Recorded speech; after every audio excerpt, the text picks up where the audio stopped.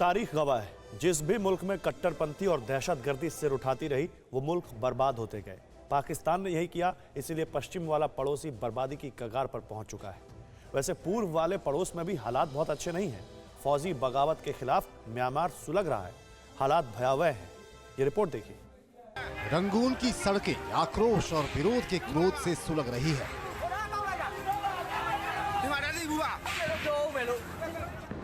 गली मोहल्लों से लेकर चौक चौराहों तक नारों का शोर है, जुलूस का जोर है, हर ओर है, क्योंकि म्यांमार में एक बार फिर लोकतंत्र लहूलुहान हुआ है।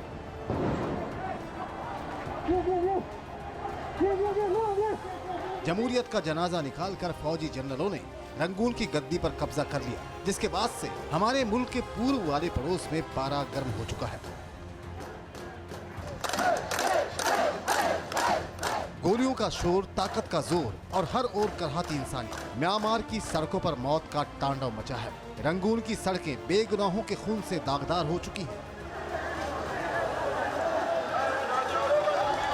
यूं लगता है मानो शहर नहीं, जंग का मैदान हो। एक तरफ विरोध और आक्रोश का क्रोध लिए आवाम है, तो दूसरी तरफ संगीनों से बेतरतीब बरसता बारूद। कोई बचता, कोई छिपता, कोई दौड़ता तो कोई जिस्म के जख्मों से कराहता। म्यांमार की ये तस्वीरें विचलित कर सकती हैं। चीखते चिल्लाते घायलों का दर्द खून को भी सर्द कर सकता है, लेकिन यही सच्चाई है। म्यांमार में हिंसक प्रदर्शनों में 6 लोगों की मौत हो गई। पुलिस की गोली से मरने वालों में बच्चे भी शामिल हैं। 3 दिन पहले भी लोकतंत्र समर्थकों पर हुई फायरिंग में 18 लोग मारे गए थे। फौजी बगावत के खिलाफ म्यांमार के लोग अपने मुल्क में लोकतंत्र की हिफाजत के लिए सिर पर कफन बांधकर सड़कों पर निकल पड़े हैं, जिसकी कीमत उन्हें अपने खून से चुकानी पड़ रही है। सबसे बुरे हालात म्यांमार के सबसे बड़े शहर यंगून के हैं, जहां आर्मी की अराजकता चरम पर है। प्रदर्शनकारियों को पकड़ कर बुरी तरह से पीटा जा रहा है और फिर उन्हें गिरफ्तार कर सलाखों के पीछे धकेल दिया जाता है। सड़कें लाशों से पटी पड़ी है। आगजनी से धुएं में सिमटा एक मुल्क सत्ता लोलुपता की वजह से खाक हो रहा है। सवाल यह है, ये सिलसिला कब थमेगा? जवाब कोई नहीं जानता।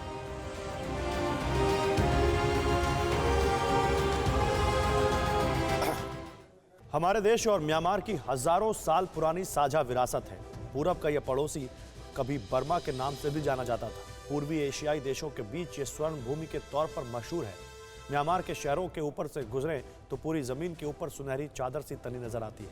सुनहरे स्तूप, मंदिर और पगोड़ा ही नजर आते हैं। पहाड़ों पर बने विशाल बौद्ध मंदिर, बूंदों से भरे बादल, दूर दूर तक फैले जंगल और किनारों पर स्थित छोटे बड़े मकान ऐसे लगते हैं मानो किसी कलाकार ने कलाकारी के रंग बिखेरे हो। लेकिन अब रंगून की सड़कों पर बेगुनाहों का खून बह रहा है। सवाल यह है कि म्यांमार के हालात पर दुनिया कब तक आंखें मूंद कर रहेगी?